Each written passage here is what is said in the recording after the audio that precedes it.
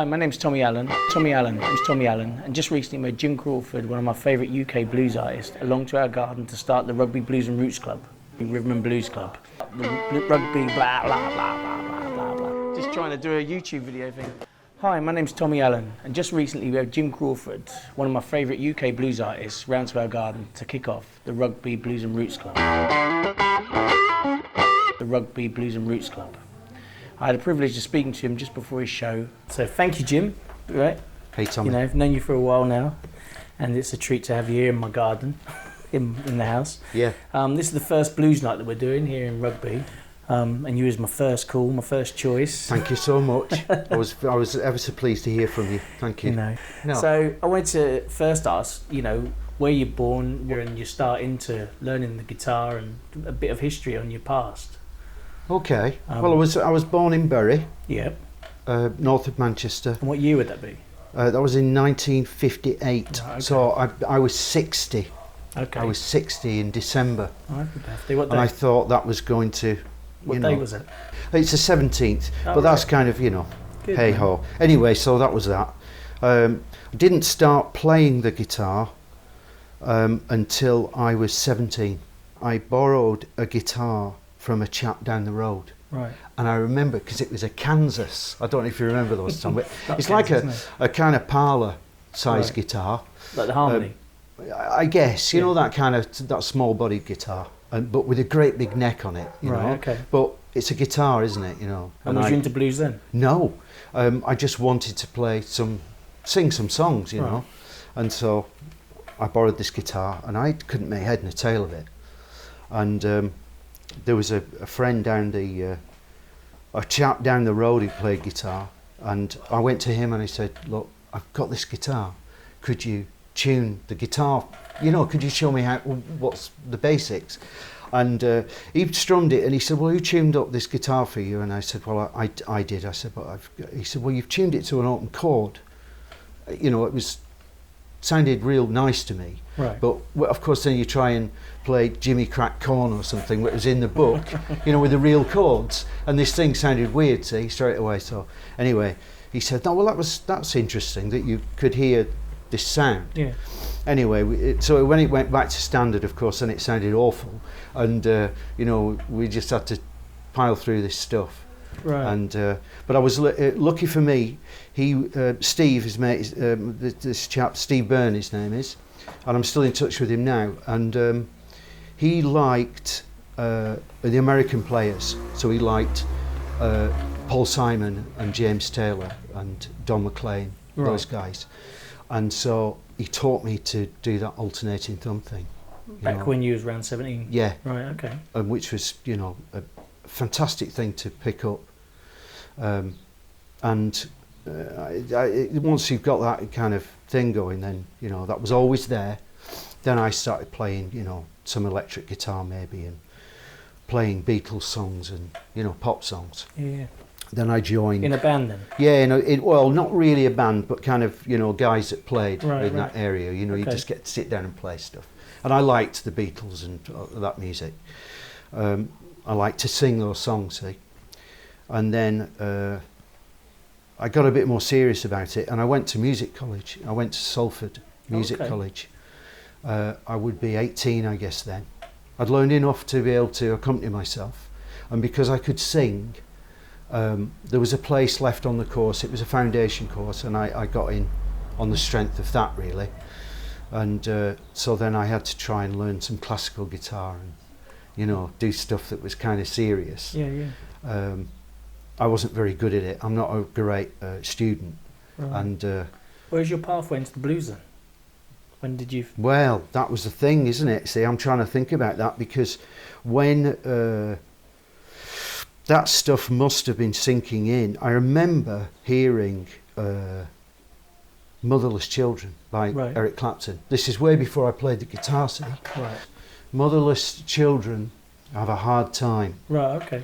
You know, it was a Blind Willie Johnson tune. Yeah, yeah. And Clapton had recorded it, and I used to like watching the old Grey Whistle Test. And I remember when it came on and just going, wow, what's this? And we had one of those little Philips tape recorders, you know, a wee cassette recorder. And I ran up to the telly and taped this song. And I kept listening to it. I just thought it was great. But I had no idea it was blues or anything like that. I didn't know, you know, there was no labels. It was just what you like, isn't it, really, you know? And so it just went like that. So how I came to... Because some of your stuff you've got on your albums is some of the real good, you know, deep stuff. Yeah, well... It's not classics you'd hear if you just first got into it. It was when I got some work after college. I got some, because, you know, that college thing was... I wasn't going to become an academic, you know, I really wasn't. I just haven't got that brain power, you know. It was just sing some songs and play your guitar. And but all of that stuff helped. And I got a job working with a band down in Cornwall. And that was just kind of holiday camp, play stuff, you know. But playing, and being disciplined. And so from that, when I went back to Manchester, I joined a dance band there.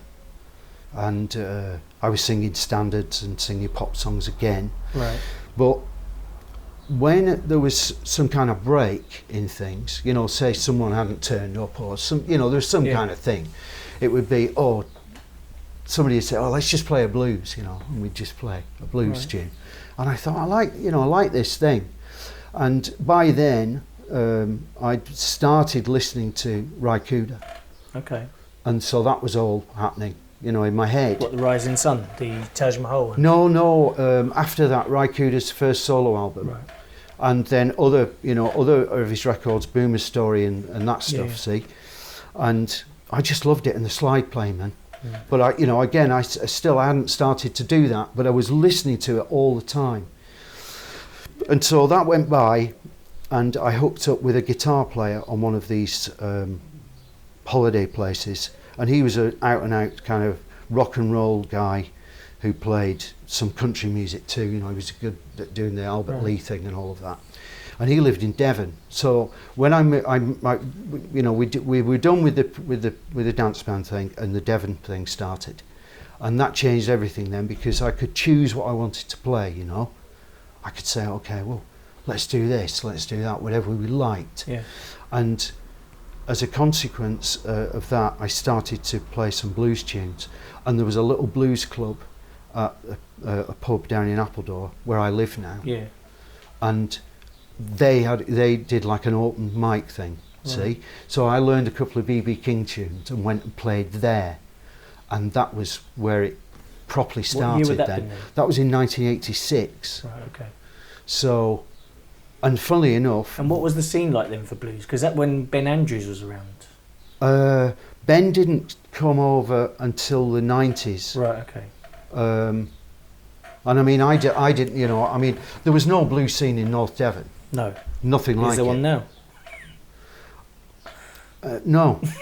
I mean, well, funnily enough, but because this pub where I did that, you know, that played my very first blues tunes, you know, properly, I run a blues open mic night there every Wednesday now, in that very same pub. You host it? I host it, yeah. So I've got this bunch of guys that come together, and some really good players, really good. And what's the name of that pub? It's called The Champ. The Champ in Appledore. Right. Yeah. So that was, you know, so it's come full circle for me with that, you know, starting playing some blues tunes there and that, and developing that. When the duo thing kind of came to a halt with this guy, Fred Davies, who I went down to Devon to hook up with, I went to Saint-Tropez and worked with a piano player called John Morgan. I was playing bass with him. Right, okay. But it was a blues trio, and that was proper Chicago blues thing he was doing. He'd worked with Howlin' Wolf, and he'd worked with John Lee Hooker and these guys in London. Okay. And he was a great Hammond player and a great piano player. So that's when I really started to sink into that thing. And I was also had an acoustic gig as well as playing with that trio. Right. So I was playing blues tunes, you know, and all of that kind of thing. Just say I'm not here. It's not here. Not here. So that I've kind of rambled around it, I guess, but I hope that's, you know, that's how I got kind of into the blues. So from the 80s, sort of 86, when you started getting serious with your solo. That's once because the solo thing started early 90s. So, your first album, was it the 2002 one, or did you do one prior to that? What would it be, Tom? Well, When the Rains Came, 2002 is what I found. Okay, yeah, that would be the first. No, Blues Boy was the first one. In 2003. No, Blues Boy was definitely the first one. Yeah. So I got this off your website. Yeah, I don't know. Well, what happened was that I made the Blues Boy album. Then When It Rains. And then the Rains album. And then I was going to say, there seems a 7-year gap before and then the Roots and Original. The Roots thing. But what happened was I re-recorded some of the Blues Boy album. Right, okay. Because I got better microphones. I mean, that first Blues Boy album, it was on a mini disc recorder with one microphone, you know. Okay. And I just overdubbed, it was an 8-track mini disc recorder. Is some of that still original on that album? Or Yes, right, yes okay. it is, yeah. Yeah, especially the overdub things, right. With what mics did you get then? Well, the first mic was just a little PV, I don't know, a kind of PV pencil mic. Right. Kind of, that's what they had in the store, where I bought the machine from. Yeah. That's all the money we had. So, that's what we could do. And I say we, Maggie, my wife. Yeah. And because we're always broke, but that cost us a lot of money, and we got this thing. Anyway, and then I just stuck it up in the bedroom and recorded the album as best I could. Right. And it was okay-ish, I guess. And then you revisited it. And then, of course, because then later I got some proper microphones that were some AKG microphones that I bought from some guy in Exeter. What, the stick ones? Or no, they were the larger diaphragm, not 414s, but they were kind of, better sounding things. Yeah. And do you use two on your guitar then? I used one on the guitar and one on the voice. Okay, you didn't... And I had a little pencil mic. Yeah. I had that on a bit of wood down on the floor, right. stuck on with plasticine, I remember. And that was, the foot tap things. Okay. Yeah, you hear on some of that stuff. That was Rain's album, see. Yeah. Right, this was downstairs now in the what's the music room, and in the corner, kind of set up like that in my own little world. Because I said I'd love to record you, didn't I? Yeah. I've got my studio, and you was like, we politely said, I do it my way. And, well, I've got my thing going on. But that was then. That was a while back. But I'd love to do that, or be a part of one of you, because I love all of them. You learn as you go, don't you? I've been doing some recording with my friend Chris Scott. Chris is recording an album, and these are old songs that he's revisited and needed some bits and pieces on there. So I played some banjo on there a little bit and some mandolin, just kind of colour, and then some slide things and stuff like that. And, just watching him around, because he uses a digital thing. He's got a screen and all this stuff, see? I've got a studio here, but this is our live room. This is kind of, that to me, because my things were always in these little multi-track machines, with a tiny screen about this big. Yeah. But you use your ears a bit more. I've been in studios with people that look at stuff a lot. Yeah, well, I did my first album on one of them Yamaha hard disc, all in the box Yamaha. That's it. 4416 it was. Yeah, that's it. That's the deal. Same one. Yeah, I reckon it is. Yeah, that's the same. See, that was an improvement for me, on the mini disc thing, because that mini disc can be a little bit crackly at the top end. Yeah. It's not so smooth up there. So. But now we've got a proper hard drive and Pro Tools and all that stuff, and Lord. we roll it into here and use this as the room to record the. That sounds. So it's not. Yeah, man. It's not big time, but you get a good sound. Yeah. Well, that's at the end of the day. That's what you. Yeah, exactly. That's what we're going for. But are you working on the fourth one, or you got any? Because with the gap from the last one, no, I'm not. No, I'm not. But having said that, now I've just been doing this thing with Chris. Yeah. It has made me think very hard about making another album. It has, because it's got me back in front of mics and listening. And thinking. What about your writing? How do you tackle that? Well, that's part of the problem, Tom, because I haven't written anything in a long time. Right. Okay. And does it normally just come? And is it both at the same time, guitar and voice, or do you write stuff down and try and put chords to it? No. Most of the stuff I write, some of the songs have been like written When It that way. Rains. The Rains.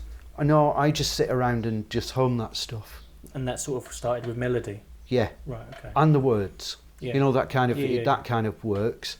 And then, you know, you'll go to the guitar and think, okay, what's going to work with this, you know, Mhm. and you'll find something, you know, that kind of just suits. But a lot of that got done fairly quickly. You know, you have to craft things at some point, you know it's not, that's, okay, I've got to work on this. But a lot of it comes out fairly quick. I talked to Chris, my mate Chris Scott, about that, and he said it's just, you know, that's how he writes. It just comes out like Right. that. And, you know, there's no kind of going around the houses trying to form it No, you somehow. can't. Yeah. You can't. But some of it you have to do that, you know, some of it you do. You can get a good idea down and work on the idea, yeah. Yeah, and kind of craft it a bit, you know, you don't want, not always the first thing that pops into your head, Right. do you? No. So, You know. so your next one, will it be with Chris, or will it be something you're gonna? No, it'll be a solo thing, it will be. I might get some other players in, Yeah. you know, for the first time. But, you know, they'll be saying, don't hold your breath. You know. Yeah. But And what about your? Sorry, cut short there. The workshops, that you're doing. They're another thing good to promote. And The get out there. teaching thing. Yeah, on your website. I mean, I'm still, I mean, I haven't done, I think the only proper workshops I've done in recent times have been over at Michael Luntley's place, Right. which isn't far from here, somewhere near Rugby, I guess. Okay. The sheep dip sessions. Right. So I've done guitar workshops there. You know, I've done a concert and then the next day done the workshops. But the other stuff at home has been people coming by, you know, for a few hours, and which is really nice. And then, or I've sometimes when I'm away, you know, again like Mike's thing, people will book me to come in and teach them at their home. Yeah. You know, and spend a few hours and do that. So, No, that's you great. know, but I really like teaching. I do, you know. I mean, you've probably done it too, where in the past, you know, you get some youngster that would come along and say, can you teach me to play this song by the Red Hot Chili Peppers? So you spend half the lesson working out what the hell's going on there, you know, and not really wishing to, you know, take that on board too much, you know, and life gets too short. You know, not that there's anything wrong with the Red Hot Chili Peppers, but it's not my thing, see. Yeah. So that kind of changed, you know, and I said, well, this is what I do, and if you like to you know, we've got like that that, style, which, you know, you can. Then we can get the job done properly, see. And you teach it well, because I've heard you when you've explained stuff, and you've explained stuff to me. You know, when I've said, how do you do that on your album? You know, have I? And you've explained it, and you take it in. Well, I try, you know, I try real hard to do that, because, you know, I'm still, you know, a lot of the time I'm a beginner, you know.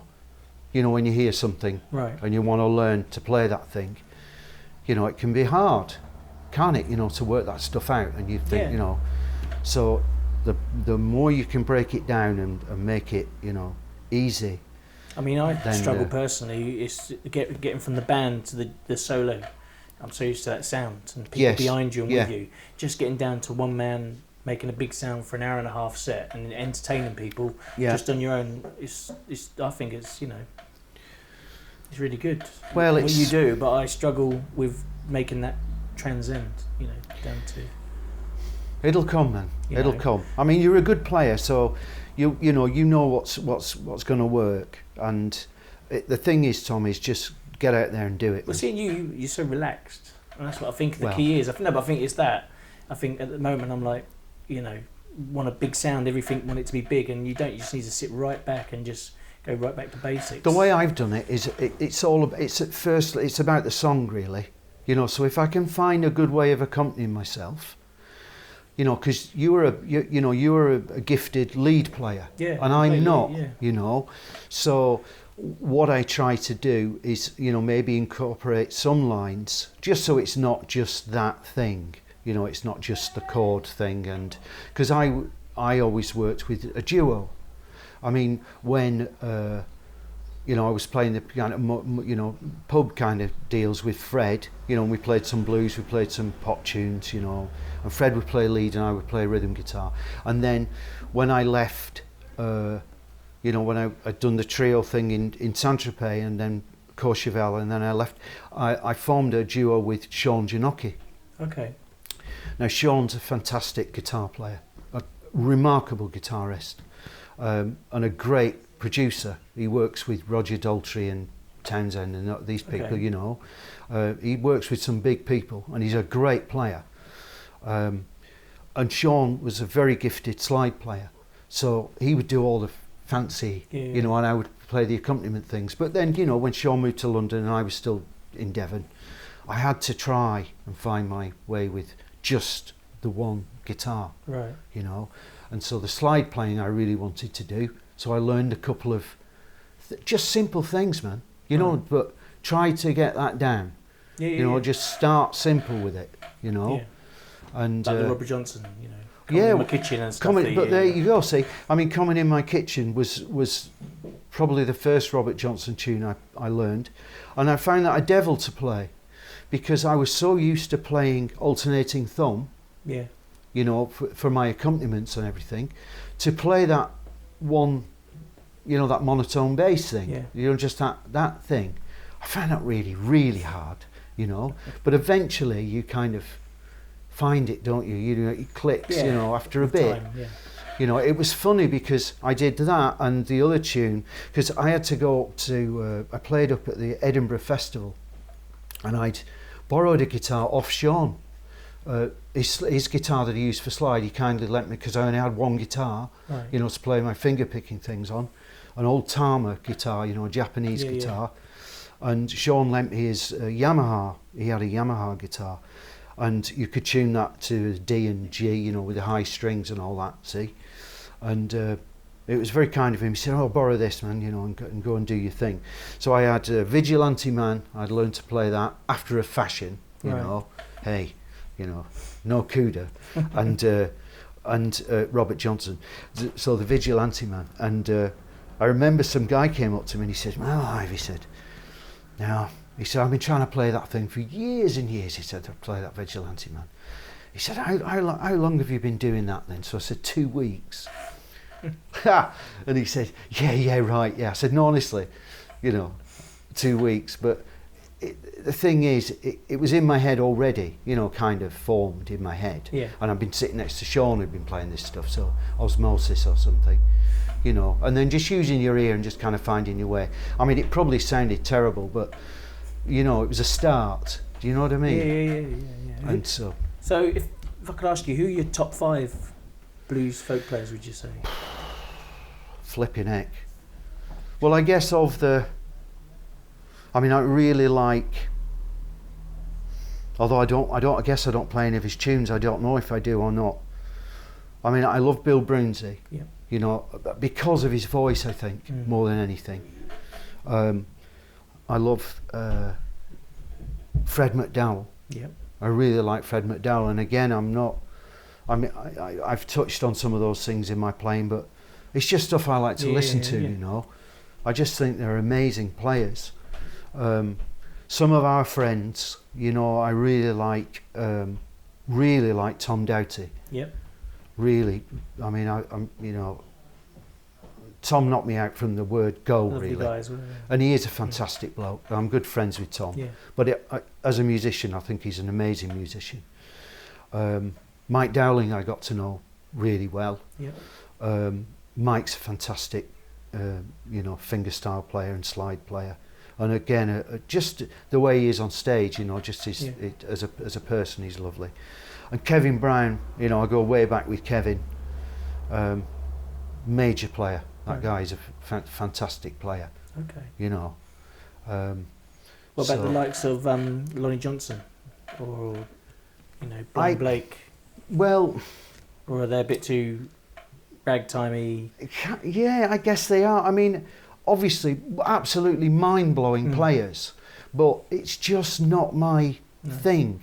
You know, I've learned some of that stuff. I did early on, the more ragtimey kind of deal. But I don't know, man. It doesn't sit comfortably with me. That's not in my DNA somehow. Lonnie Johnson's what I'm listening to at the moment. To do, yeah. I mean, Eddie Lang and it's fantastic. It's fantastic. I think what happens is you hear something that really connects with you, and I think I want to sing that song. That's the first thing for me, man. It's the song, see? yeah. You know, because I write songs, you know, and I listen to songs. I like the story, you know. Yeah. It's not so much about I want to be that guitar player with me, you know. But everyone has takes their own approach to it, don't they? They have their own, you know, what inspires you, you know, and it's probably for you, it's that amazing guitar playing. And because you have that facility, you know, you can hear yourself playing that music. You know. I do like the words like Lonnie Johnson and them. Yeah. You know, I'm at a stage where I'm thinking he was one of the pioneers and who influenced a lot of B.B. King, you know, all of them. Oh, I mean, sure. B.B. King admits it, but I mean, Sure. I think he's not credited as much as he should be because of his. You think that when he's with Eddie Lang, he's playing stuff way before them, you know. Yeah. Charlie Christian, all that stuff. Absolutely. Yeah, it's phenomenal playing. Absolutely amazing. And I think you're still hearing his riffs today. People, you know. Absolutely. I mean, yeah. Elvis covered that song Tomorrow Night. Okay. So I it's don't another know that. song, which has become a big hit for Elvis in his first album. Yeah. So, well, thank you. Thank you Tom. for the time. Yeah, That's man. it, Yeah, it's a pleasure. It's a pleasure. Thank you know. very much. Got your website, so we'll put that on here as well. jimcrawford.org.uk. Yeah. Got that right, yeah. The 3 albums, When It Rains, Blues Boy, Roots and Original. Yeah. And people to go there to find out where you are, where you're gigging. Yeah. And when I update the gig guide, I have been told off recently about that, but hey ho, I'll try my best.